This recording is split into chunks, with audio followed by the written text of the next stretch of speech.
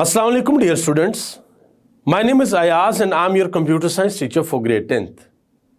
Dear students, हम अपने आज के लेक्चर में स्टेटमेंट टर्मिनेटर के बारे में सीखेंगे और हम अपने आज के लेक्चर में एस्केप सीक्वेंस के बारे में भी सीखेंगे कि एस्केप सीक्वेंस क्या है और हम इसको अपने सी प्रोग्राम में किस तरीके से यूज करते हैं।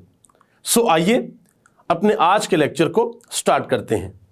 डियर स्टूडेंट्स, हमने अपने प्रीवियस लेक्चर्स में स्कैन एफ फंक्शन के बारे में पढ़ा और हमने गेट सी एच फंक्शन के बारे में भी पढ़ा कि गेट सी एच फंक्शन किस तरीके से काम करता है। डियर स्टूडेंट्स, हम अपने आज के लेक्चर में स्टेटमेंट टर्मिनेटर के बारे में पढ़ेंगे कि स्टेटमेंट टर्मिनेटर क्या होता है और एस्केप सीक्वेंस के बारे में पढ़ेंगे कि एस्केप सीक्वेंस क्या होते हैं। डियर स्टूडेंट्स, सबसे पहले तो हम स्टेटमेंट टर्मिनेटर के बारे में सीखते हैं कि स्टेटमेंट टर्मिनेटर क्या होता है। लेट्स सपोज हमारे पास एक स्टेटमेंट है, जैसे हम ये प्रिंट एफ का फंक्शन लिखते हैं और एंड पे हम ये सेमीकोलन लगा देते हैं। ये होती है हमारी स्टेटमेंट टर्मिनेटर। यहाँ पे दोबारा हमने प्रिंट एफ का फंक्शन लिखा एक और हमने सेमीकोलन लगा दिया। ये है स्टेटमेंट टर्मिनेटर। अब स्टेटमेंट टर्मिनेटर का जो कॉन्सेप्ट है वो क्या है? कॉन्सेप्ट ये है कि आपने एक लाइन लिखी, कोड की एक लाइन लिखी, एक स्टेटमेंट लिखी या कि एक इंस्ट्रक्शन लिखी।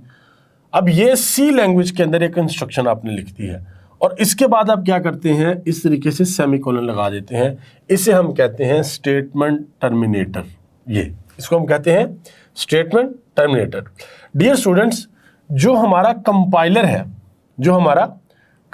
है वो इसको किस तरीके से लेता है, यानी कि कंपाइलर को ये पता होता है कि जहां पर ये सेमीकोलन लगा होगा उसका मतलब है कि वो जो लाइन है वो वहां पर टर्मिनेट हो रही है। क्योंकि हमने पढ़ा था कि सी लैंग्वेज के अंदर जो हमारा प्रोग्राम है वो लाइन बाय लाइन एग्जीक्यूट होता है। सो जो हमारा कंपाइलर होता है उसको ये अंडरस्टैंडिंग होती है कि जहां पर ये स्टेटमेंट टर्मिनेटर होता है वहां पर स्टेटमेंट एंड हो रही होती है।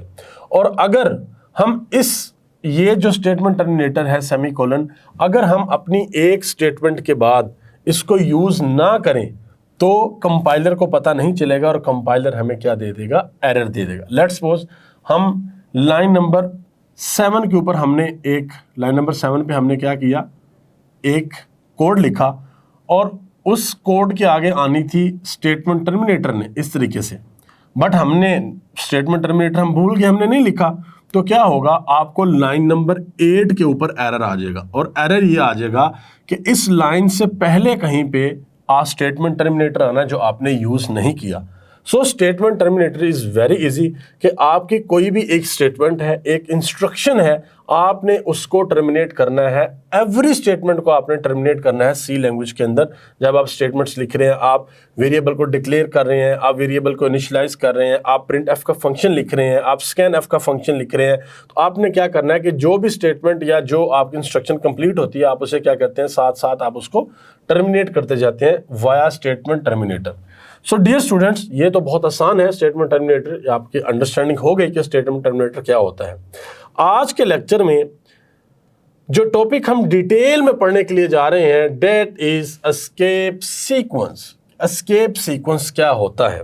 डियर स्टूडेंट्स, सबसे पहले तो हम ये सीखते हैं कि एस्केप सीक्वेंस होता क्या है।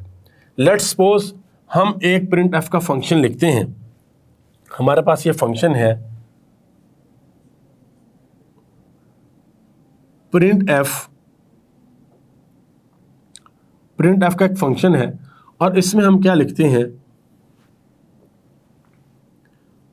आई एम फ्रॉम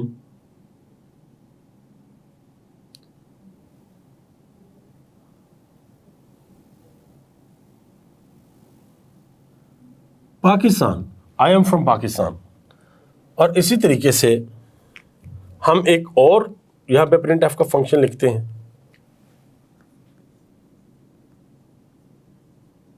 और इसमें हम लिखते हैं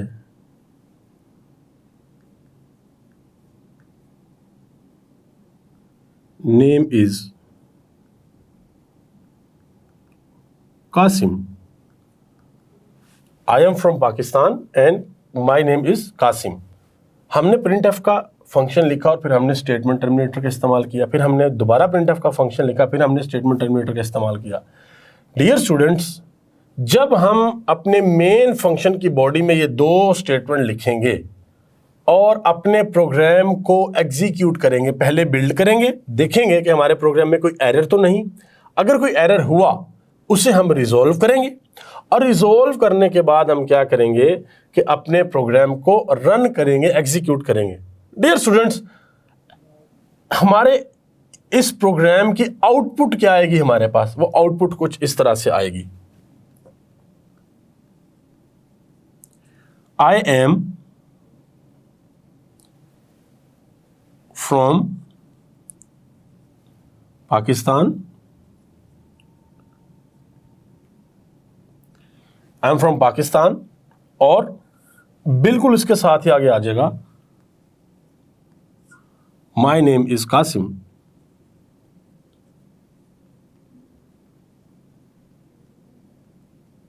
इस तरह से। और डियर स्टूडेंट्स, अगर हम ये चाहें कि एक लाइन के अंदर ये लिखा है आई एम फ्रॉम पाकिस्तान, यानी कि किस तरह से? इस तरह से। एक तो आउटपुट ये है जो कि अभी आएगी, यानी कि इस केस में जब हम ये दो प्रिंटफ के फंक्शन लिखेंगे, एक ये वाला और एक ये वाला, तो हमारे पास इस तरीके से आउटपुट आ जाएगी स्क्रीन के ऊपर। बट हम ये चाहते हैं कि इस तरीके से आउटपुट स्क्रीन के ऊपर ना आए, बल्कि स्क्रीन के ऊपर आउटपुट कैसे आए? आई एम फ्रॉम पाकिस्तान, एक लाइन में ये आ जाए और फिर नेक्स्ट लाइन में हमारे पास आ जाए माई name is Qasim.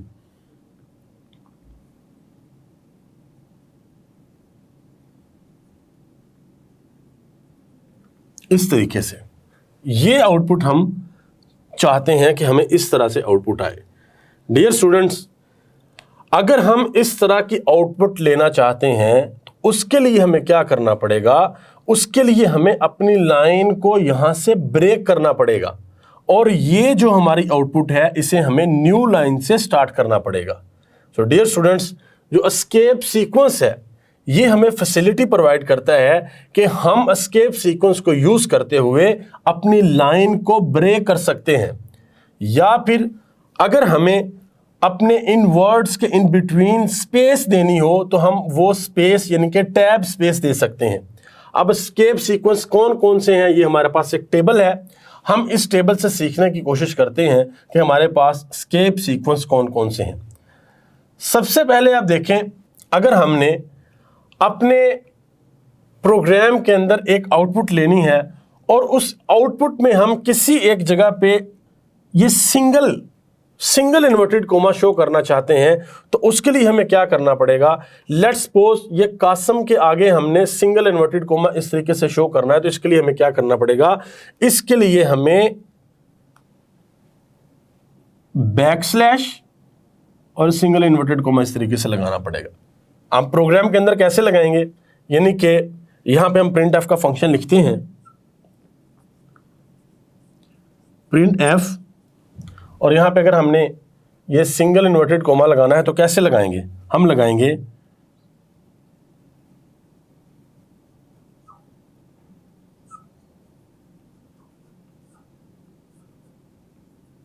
I am from Lahore, और मैं ये चाहता हूं कि लाहौर के बाद मेरे पास सिंगल इन्वर्टेड कोमा, तो उसके लिए मुझे क्या करना पड़ेगा?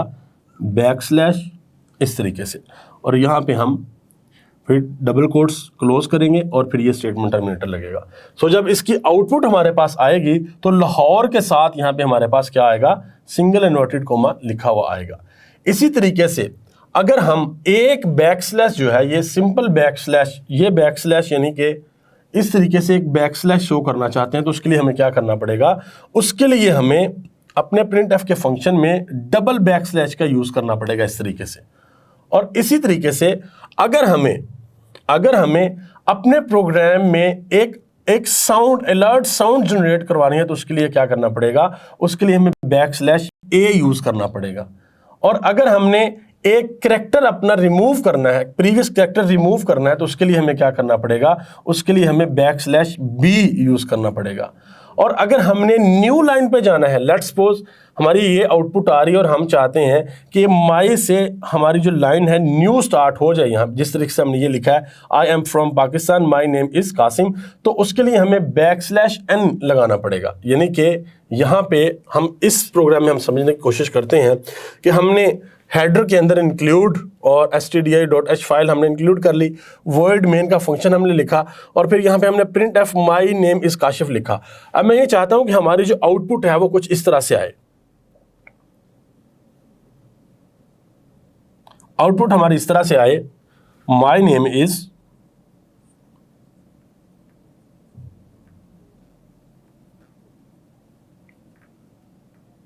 काशिफ, माई name is Kashif, I am from Lahore.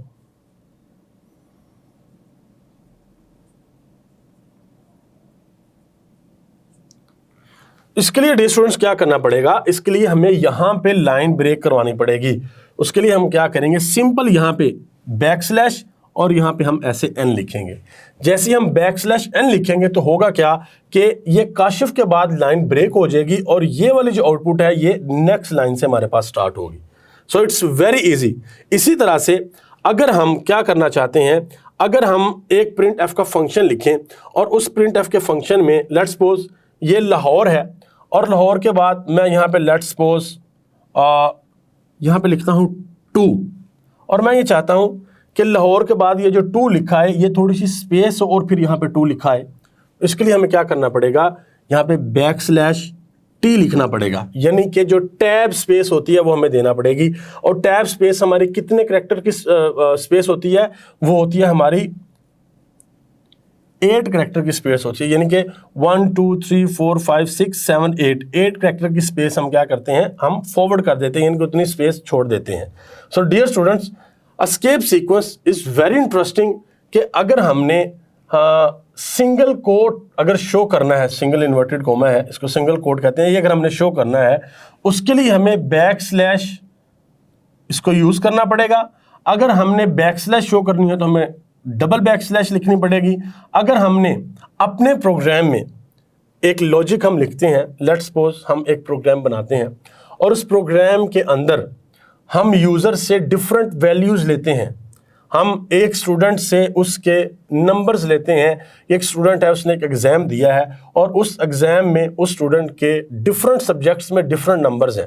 Let's suppose 5 subjects हैं, उन 5 सब्जेक्ट्स में डिफरेंट नंबर्स हैं और हम एक लॉजिक लगाते हैं अपने प्रोग्राम में और उस लॉजिक की कैलकुलेशन में हम कुछ इस तरह से करते हैं कि अगर स्टूडेंट के जो मार्क्स हैं उनकी टोटल परसेंटेज अगर 50 से बिलो है तो फिर हम एक साउंड जो है वो अलर्ट करवा दें, यानी कि एक साउंड जनरेट करवा दें, एक अलर्ट। तो उसके लिए हम क्या करेंगे, उसके लिए हम \a यूज करेंगे कि अगर वो जो परसेंटेज 50 से बिलो हुई तो साथ ही हमें एक साउंड जो है वो हमें आएगा।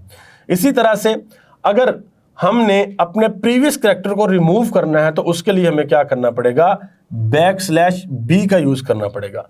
और इसी तरह से अगर हमने एक न्यू लाइन पे जाना है, यानी कि हमने एक printf का फंक्शन लिखा, फिर हमने एक दूसरा printf का फंक्शन लिखा, या एक printf का फंक्शन है, इसी में ही हमने न्यू लाइन में जाना है, तो हम क्या करेंगे, लेट्स सपोज यहाँ पे हम ये चाहते हैं माई नेम इज और काशिफ नीचे वाली लाइन में चला जाए, तो हम सिंपल यहाँ पे क्या करेंगे, हम सिंपल यहाँ पे \n लिख देंगे। तो ये जो माई नेम इज काशिफ जो है वो नीचे वाली लाइन में आ जाएगा। कैसे, ऐसे, ये देखिएगा, माई नेम इज और काशिफ यहाँ पे नीचे आ जाएगा। तो डियर स्टूडेंट्स, ये बहुत इजी है। आप लेट्स सपोज चाहते हैं आई एम एक लाइन में आए, फ्रॉम लाहौर दूसरी लाइन में आ जाए, तो उसके लिए आप क्या करेंगे, आई एम और यहाँ पे आप क्या करेंगे \n, तो इस तरीके से आ जाएगा, आई एम फ्रॉम लाहौर और ये स्पेस यहाँ पे इतनी स्पेस 8 कैरेक्टर की स्पेस यहाँ पे जो है वो आगे हो जाएगी और यहाँ पे आपका ये 2 लिखा आ जाएगा। सो इस तरीके से हमारी आउटपुट आएगी। डियर स्टूडेंट्स, हम एस्केप सीक्वेंस को डिटेल में सीखेंगे, यानी कि एक प्रैक्टिकल भी करेंगे और उस प्रैक्टिकल में हम ये देखेंगे अपने जो हमारा आईडी इंटीग्रेटेड डेवलपमेंट एनवायरनमेंट है, कोड ब्लॉक्स, उसमें हम ये सीखेंगे कि स्टेटमेंट टर्मिनेटर को हम किस तरीके से यूज़ करते हैं, और स्पेशली एस्केप सीक्वेंस जो हमारे पास एक सिंगल कोड को डिस्प्ले करने के लिए है, और उसके बाद बैकस्लैश को डिस्प्ले करने के लिए है, एक अलर्ट साउंड जनरेट करवाने के लिए है, प्रीवियस करैक्टर को रिमूव करने के लिए है, एक न्यू लाइन यानी कि नई लाइन पर जाने के लिए है, या फिर टैब क्रिएट कर यानी कि एक टैब स्पेस जो है वो देने के लिए हम देखेंगे कि हम किस तरीके से, यहाँ पे हम लिखते हैं फॉर टैब स्पेस, तो हम देखेंगे कि ये किस तरीके से सी लैंग्वेज के प्रोग्राम में हम इनको यूज़ करते हैं। लेट्स सपोज डियर स्टूडेंट्स, अब यहाँ पे क्वेश्चन हो सकता है कि हम इनको यूज़ क्यों करते हैं या इनकी ज़रूरत हमें कैसे पड़ती है। हम एक स्टूडेंट का नेम लिखते हैं, यहाँ पे एक प्रोग्राम लिखते हैं, उसमें क्या करते हैं, नेम इज इक्वल टू, यहाँ पे हम लिखते हैं अली, मार्क्स 95%, और इसी तरीके से एज 19 ईयर। सो ये देखें आप, यहाँ पे ये भी स्पेस है, ये भी स्पेस है, और ये भी स्पेस है। ये स्पेस कैसे आएगी डियर स्टूडेंट्स? ये स्पेस आएगी हमारे पास बैकस्लैश टी ये यूज़ करने से, यानी कि ये जो एस्केप सीक्वेंस है इसको यूज़ करने से ये स्पेस हमारे पास आएगी। सो डियर स्टूडेंट्स, आज के लेक्चर में हमने ये सीखा है कि एस्केप सीक्वेंस होता क्या है, और एस्केप सीक्वेंस को हम सी लैंग्वेज में अपने प्रोग्राम में किस तरीके से इस्तेमाल करते हैं। इट्स वेरी इजी, और आपके लिए भी एक एक्टिविटी है, और वो एक्टिविटी ये है कि आपने इस तरीके से, ये आप देख रहे हैं, आपने एक प्रोग्राम लिखना है, और उस प्रोग्राम में आपने एक प्रिंट एफ का फंक्शन लेना है। पहले प्रिंट एफ के फंक्शन में आपने डिस्प्ले करवाना है नेम, और इस तरीके से ये colon Ali, marks colon percentage, age colon, और अपनी एज यहाँ पे, और यहाँ पे आपने क्या करना है, यहाँ पे आपने बैकस्लैश टी यूज़ करना है, यहाँ पर भी, यहाँ पर भी, यहाँ पर भी, और लाइन को ब्रेक करने के लिए आपको बैकस्लैश एन यूज़ करना पड़ेगा। यानी कि पहले प्रिंट एफ के फंक्शन में एंड पे आप क्या करेंगे, इस तरीके से एंड पे आप बैकस्लैश एन यूज़ करेंगे, फिर दूसरे प्रिंट एफ के फंक्शन में इस तरीके से आप बैकस्लैश एन यूज़ करेंगे, फिर तीसरे प्रिंट एफ के फंक्शन में भी आप इस तरीके से बैकस्लैश एन यूज़ करेंगे। एक और एक्टिविटी भी डियर स्टूडेंट्स हम यहाँ पे कर सकते हैं, और वो बहुत ही इंटरेस्टिंग एक्टिविटी हो सकती है। वो एक्टिविटी कुछ इस तरह से हो सकती है कि आपने स्टूडेंट का नेम तो आपने प्रिंट एफ के फंक्शन में लिख देना है, बट स्टूडेंट्स के मार्क्स की परसेंटेज और स्टूडेंट की एज जो है ये आपने खुद प्रिंट नहीं करनी, यानी कि खुद से नहीं लिखनी, बल्कि आपने ये यूज़र से एज आ इनपुट लेनी है। आपको याद है कि हमने एक लेक्चर पढ़ा था स्कैन एफ, यानी कि यूज़र से हम इनपुट किस तरीके से लेते हैं। सो आप क्या करेंगे, आपने ये एक्टिविटी करनी है कि आपने ये दोनों वैल्यूज़ यूज़र से लेनी है, और दोनों वैल्यूज़ यूज़र से लेके आपने स्कैन एफ फंक्शन का यूज़ करते हुए ये वैल्यूज़ अपने वेरिएबल मार्क्स और एज को आपने असाइन करवानी है। आप 3 वेरिएबल जो है वो डिक्लेयर कर लीजिएगा, 2 वेरिएबल डिक्लेयर कर लीजिएगा, एक मार्क्स का वेरिएबल होगा और एक एज का वेरिएबल होगा, और उसमें आप क्या करेंगे, ये जो 95% है ये आप मार्क्स में स्टोर कर लीजिएगा, और ये जो 19 है ये आप एज में स्टोर कर लीजिएगा। ये जो पहली लाइन है ये आप सिंपली प्रिंट एफ के फंक्शन में इसी तरीके से लिख देंगे, और ये जो है यहाँ पे आपको फिर क्या करना पड़ेगा, यहाँ पे आपको स्कैन एफ का फंक्शन यूज़ करना पड़ेगा, और ये जो परसेंटेज है यूज़र से एज आ इनपुट लेनी पड़ेगी, और ये जो एज है ये भी यूज़र से एज आ इनपुट लेनी पड़ेगी। और फिर एक फंक्शन में आप क्या करेंगे, आप प्रिंट एफ 3 प्रिंट एफ लिखेंगे, और पहले में इसको डिस्प्ले कर देंगे, दूसरे में इसको, तीसरे में ये लाइन इसको डिस्प्ले कर देंगे। सो डियर स्टूडेंट्स, अब देखते हैं कि आप में से कौन कौन इस एक्टिविटी को परफेक्टली करता है। तो dear students, very easy, it's very easy, क्योंकि हमने स्कैन एफ के बारे में पढ़ा है, और आज हमने एस्केप सीक्वेंस के बारे में भी पढ़ लिया है, और हमें ये पता है कि हमने यूज़र से इनपुट वैल्यू किस तरीके से लेनी है, और वेरिएबल की वो वैल्यू किस तरीके से असाइन करनी है। सो मुझे उम्मीद है कि आप सब स्टूडेंट्स इजीली इस एक्टिविटी को, इस असाइनमेंट को कर लेंगे। सो डियर स्टूडेंट्स, मैं उम्मीद करता हूँ कि आपको आज का लेक्चर सही से समझ आया होगा।